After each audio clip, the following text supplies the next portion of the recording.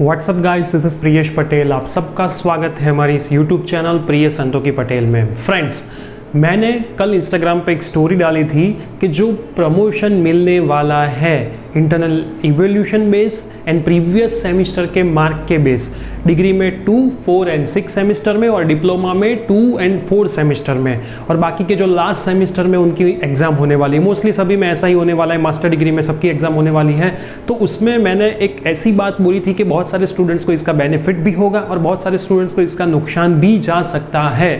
तो इसके रिलेटेड मैं इस वीडियो में बात करने वाला हूं। मैं मेरी तरफ से पूरा आपको समझाऊंगा कि क्या कैलकुलेशन है। मैं आपको रिक्वेस्ट करता हूं कि इस वीडियो को लास्ट तक देखें। अगर आप इस चैनल के ऊपर नए हो तो चैनल को सब्सक्राइब करके पास में जो बेल आइकन है उसे प्रेस कर दीजिए, सो इन फ्यूचर ऐसी कोई भी वीडियो मैं यहाँ पे अपलोड करूँ तो उसकी नोटिफिकेशन आपको मिलती रहे। अगर आपने मुझे इंस्टाग्राम पे फॉलो नहीं किया है तो इंस्टाग्राम का मेरा आईडी प्रियेश सर है, वहाँ पे भी आप मुझे फॉलो कर सकते हो। तो चलिए वीडियो को शुरू करते हैं।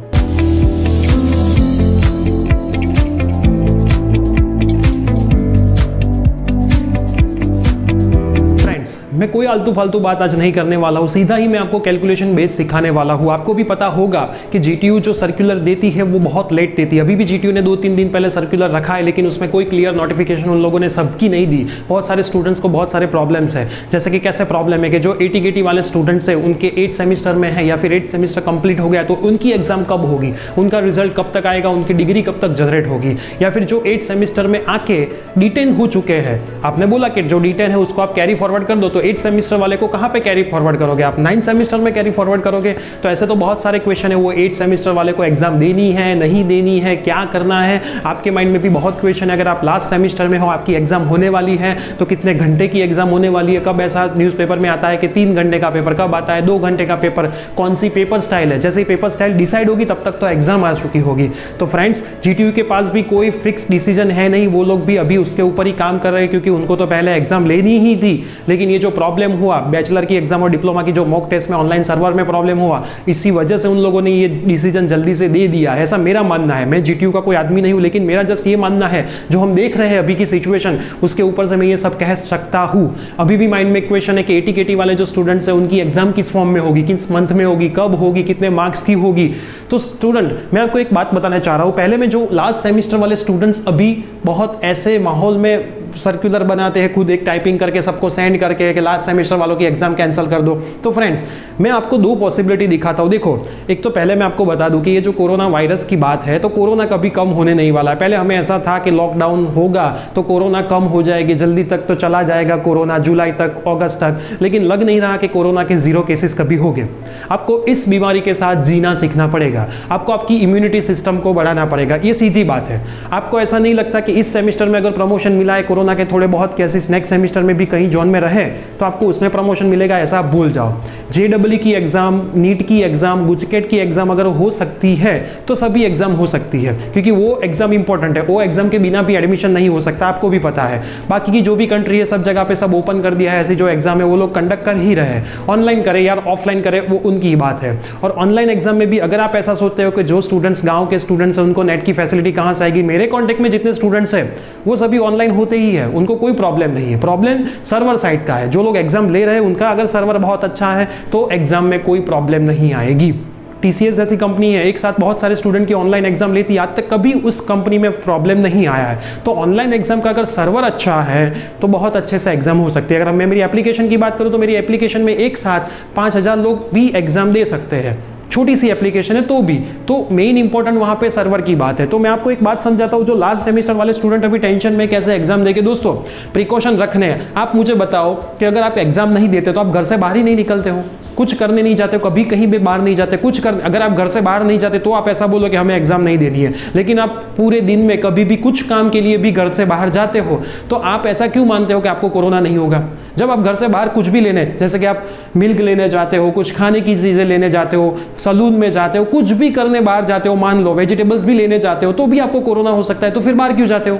वेजिटेबल्स भी क्यों खाते हो? तो फ्रेंड्स, अगर आप ऐसा बोलोगे, देखो आपकी एग्जाम होगी ना तो आपको बेनिफिट होगा। क्या बेनिफिट होगा मैं आपको बताता हूं। नुकसान होगा, यस मुझे पता है कि कोरोना हो सकता है, कोई उस बेंच के ऊपर बैठा है, सुबह की शिफ्ट में, शाम की शिफ्ट में आप वहां पे जाओगे। देखो दोस्तों, उसके लिए पूरा सैनिटाइजेशन होगा हर एक कॉलेज में। जैसे एक एग्जाम खत्म होगी उसके बाद सैनिटाइजेशन प्रोसेस होगी, आपको भी आपकी केयर रखनी है।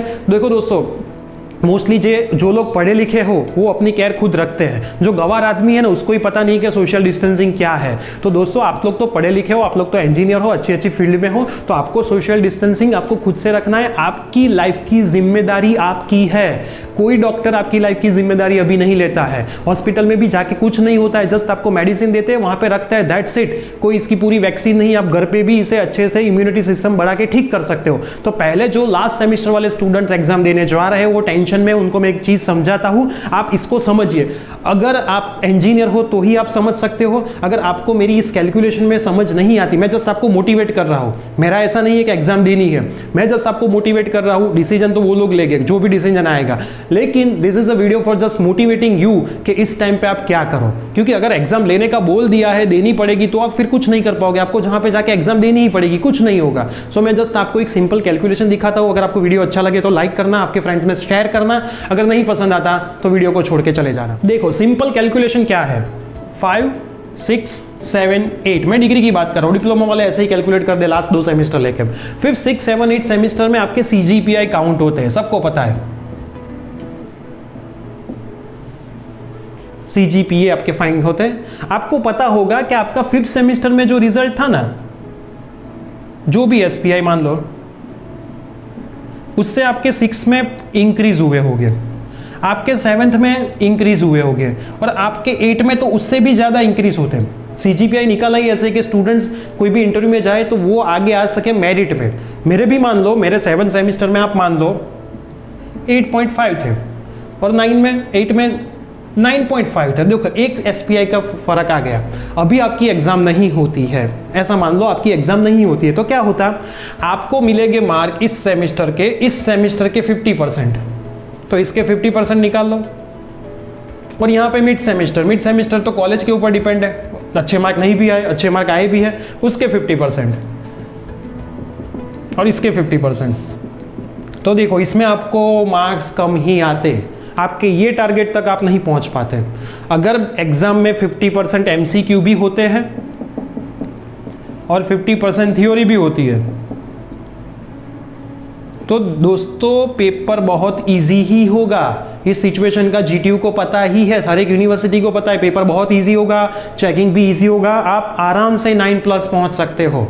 तो ये बेनिफिट लास्ट सेमेस्टर वाले स्टूडेंट्स को मिल सकता है। अगर मान लो 7th सेमेस्टर में आपके पेपर बहुत खराब गए थे, 8.5 नहीं आए थे, 7 ही आए थे, और इस बार आपने बहुत मेहनत की है लॉकडाउन में, आपको लगा है कि मैं मेहनत करूंगा, तो 7 के 50% निकालो SPI के, और यहाँ पे मिड सेमेस्टर के 50% निकालो, बहुत कम मार्क हो जाएंगे फ्रेंड्स। 9 नहीं 8 तक भी आप शायद नहीं पहुंच पाओगे। तो ये कैलकुलेशन के बेस से अगर प्रीवियस सेमेस्टर इस सेमेस्टर से मार्क मिलते हैं, तो आपके जो भी ऐसे स्टूडेंट्स है, अगर प्रीवियस सेमेस्टर में आपके 9+ SPI है और इस सेमेस्टर में मिड सेम में आपके सब में 80% ऊपर मार्क है, तो आपके 9 अब पहुंच जाएंगे। ऐसे जो 10% स्टूडेंट्स हैं उनको तो कोई प्रॉब्लम नहीं, और वैसे स्टूडेंट को तो एग्जाम देने में भी कोई प्रॉब्लम नहीं। मैं मानूं तो जो स्टूडेंट रैंकर्स हैं उनको तो कोई प्रॉब्लम नहीं, एग्जाम हो ना हो। क्योंकि आपको अगर ऐसा लगता हो कि कोई भी मौत अगर आने वाली है, बाहर निकलोगे तो ही आएगी, घर पे बैठोगे, तो दोस्तों मौत आने वाली हो ना, तो आप घर के अंदर एक रूम में भी बैठोगे ना, तो भी आपकी मौत आ जाने वाली है। अगर आपने एक सिकंदर की स्टोरी नहीं सुनी हो, सिकंदर जब मरा ना, तब उसको पूछने में आया था कि आपकी लास्ट ख्वाहिश क्या है, तो सिकंदर ने ऐसा बोला था कि मेरी लास्ट 3 ख्वाहिश है। फर्स्ट ख्वाहिश पूछी तो उन्हें बोला कि दुनिया के जो बेस्ट 12 डॉक्टर है उनको मेरे सामने लाओ। तो 12 डॉक्टर को उनके सामने लाया था, तो पूछा फिर उन लोगों के, सिकंदर के जो आदमी थे उन लोगों ने, कि सिकंदर जी आपने क्यों 12 डॉक्टर को बुलाया? तो सिकंदर ने बोला कि मैं इसीलिए 12 डॉक्टर को बुला रहा हूं कि मैं देश को बोलना चाहता हूं कि मैं सिकंदर जैसा सिकंदर, दुनिया के बेस्ट डॉक्टर मेरे पास थे तो भी मैं बच नहीं पाया। सिकंदर को जब दूसरी ख्वाहिश पूछने में आई तो सिकंदर ने ऐसा बोला कि जब मेरा जनाजा निकल रहा हो तब मेरे आगे पैसों की बारिश हो जाए। तब उनके आदमियों ने पूछा कि ऐसा क्यों? तो इसीलिए उन्होंने बोला कि सबको पता चले कि मेरे पास इतने पैसे थे तो भी मैं मर गया। और जब तीसरी ख्वाहिश पूछी गई तब सिकंदर ने बोला कि मेरे हाथ खुले रखना जब मुझे ले जाते हो। तब उनके आदमियों ने बोला सर ये तो गलती होगी, ऐसे क्यों?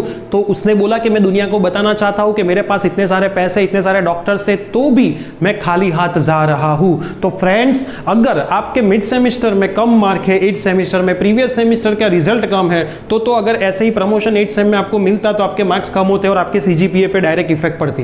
लेकिन आप क्राइटेरिया में अच्छे मार्क पे आते हो तो आपको कोई प्रॉब्लम होने नहीं वाला था। अभी मैं बात करता हूं ऐसे स्टूडेंट के जिनको प्रमोशन मिला है। आज ही एक यूनिवर्सिटी ने ऐसा बोला है कि आपके प्रीवियस सेमेस्टर में जो मार्क्स है और इस सेमेस्टर में इंटरनल इवैल्यूएशन के मार्क्स है, उसमें अगर आपके 30% 35% मार्क्स नहीं होते हैं तो आपको AT-KT दी जाएगी। दोस्तों ये मास प्रमोशन नहीं है, इवैल्यूएशन बेस्ड प्रमोशन है, मतलब आपके मार्क्स के बेस से प्रमोशन है। तो एक यूनिवर्सिटी ने ऐसा बोल दिया और एटीकेटी जिनको आएगी उनको एक चांस देके, आपने सुना होगा कि जीटीयू का जो सर्च में ऐसा लिखा है कि अगर आपके ग्रेड कम आते हैं तो आपको नेक्स्ट चांस मिलेगा।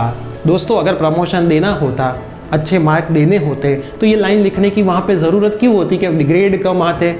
तो अभी भी मुझे तो समझ में नहीं आया कि वो लाइन में क्या लिखा है, लेकिन वो तो जब रिजल्ट आएगा तभी पता चलेगा। अब आप ऐसा मान लो, मैं ऐसे ही सिंपल सेकंड सेमेस्टर वाले स्टूडेंट का कोई सिखाता समझाता हूँ जिनको प्रमोशन मिला है। प्रमोशन तो नहीं है, इवैल्यूएशन बेस्ड प्रमोशन है, प्रमोशन तो बोलते ही नहीं, मास प्रमोशन मतलब सब पास, सेम मार्क्स पे सब पास, लेकिन यहाँ पे सबको पास नहीं होना है। सेकंड सेमेस्टर में हो, आपके फर्स्ट सेमेस्टर में 5 सब्जेक्ट थे, 6 सब्जेक्ट थे, क्योंकि एक इंटरनल वाला होता है, कॉलेज वाले, टोटल 6 सब्जेक्ट हुए।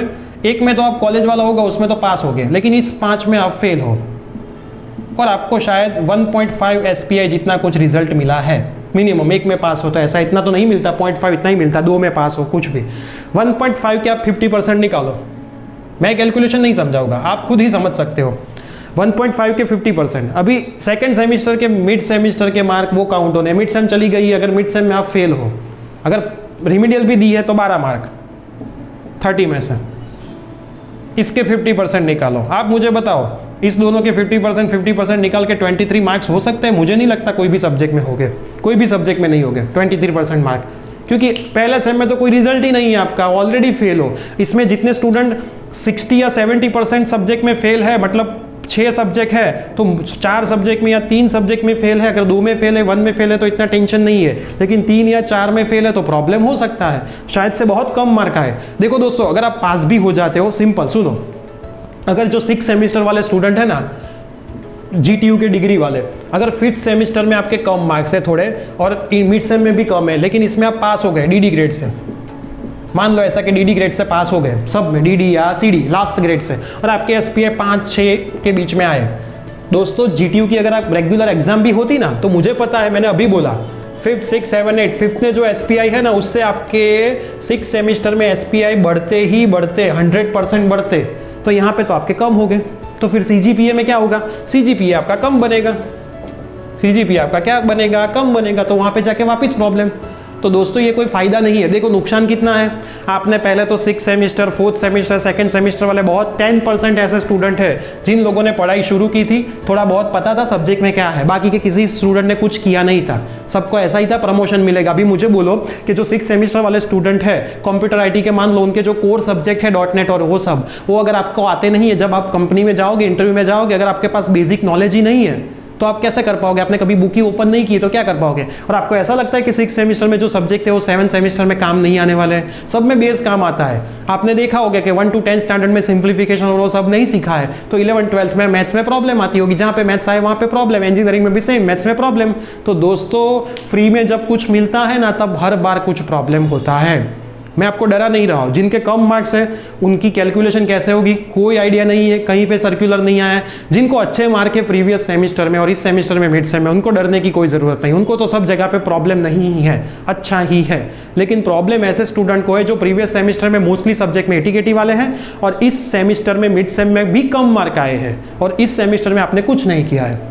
तो दोस्तों ऐसा कैलकुलेशन होगा तो आपको प्रॉब्लम होगा। अगर सबको पास करते हैं तो भी, ऐसे स्टूडेंट को अगर पास करते तो भी डीडी ग्रेड से पास करेंगे। ऐसा जरूरी नहीं कि फर्स्ट सेमेस्टर में सब में एटीकेटी आई है वो सेकंड सेमेस्टर में रैंकर नहीं बन सकता है। उसने अगर मेहनत अच्छे से की, फर्स्ट सेमेस्टर में कोई गलती थी, कोई फैमिली प्रॉब्लम था, कुछ भी हो सकता है ना, फैमिली प्रॉब्लम भी हो सकता है, इसकी वजह से कम मार्क आए, तो उसको तो नुकसान जाएगा ना। सेकंड सेमेस्टर में हर एक में ऐसे मार्क्स देंगे, उनको तो एग्जाम देनी है। तो दोस्तों इस जो हमारी मेथड उन लोगों ने बताई है हमें, जो इस सिचुएशन के बेसिस के ऊपर, उसमें कई सारे स्टूडेंट्स को प्रॉब्लम होने वाला है, कई सारे स्टूडेंट को बेनिफिट भी होने वाला है, लेकिन वो आपके लक के ऊपर डिपेंड करेगा। आई होप कि मैंने जो आपको समझाया है वो आपको पता चल गया है।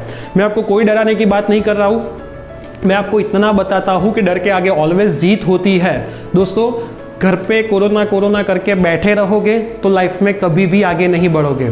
आई नो कि सब जगह पे आपको इतना डराया गया है, ऐसी बीमारी तो बहुत सारी, ऐसे तो इंडिया में घर पे बहुत सारे लोगों को कोरोना हो भी चुका होगा और अपने आप ठीक भी हो गया होगा, कोई भी दवाई लिए बिना। तो दोस्तों डरो मत, प्रिपरेशन शुरू रखो। और बहुत सारे स्टूडेंट ऐसा मुझे पूछते हैं कि सर मैं डिटेन हो चुका हूँ, मेरी 80 KT है तो मैं अभी क्या करूँ, तो जस्ट आप 80 KT की प्रिपरेशन शुरू करो, थियरी बेस MCQ बेस। अभी कोई पेपर स्टाइल आई नहीं तो मैं आपको कुछ फाइनल नहीं बोल सकता हूँ, जस्ट आपकी प्रिपरेशन शुरू रखो, दैट्स इट। 80 KT के सब्जेक्ट की प्रिपरेशन शुरू रखो, क्योंकि उसकी एग्जाम तो आज नहीं तो कल होने ही वाली, ऐसा सर्कुलर में लिखा है। ओके, अगर आपको कोई भी अभी भी प्रॉब्लम है, लेकिन देखो आप मुझे इंस्टाग्राम पे ऐसे मैसेज मत करना कि सर मेरे लास्ट सेमेस्टर में इतने SPI है, इस सेमेस्टर में मिड सेम में इतने मार्क है, तो मैं पास होगा या नहीं होगा। दोस्तों ऐसी कैलकुलेशन अभी कभी किसी को कहीं पे बताई नहीं गई है।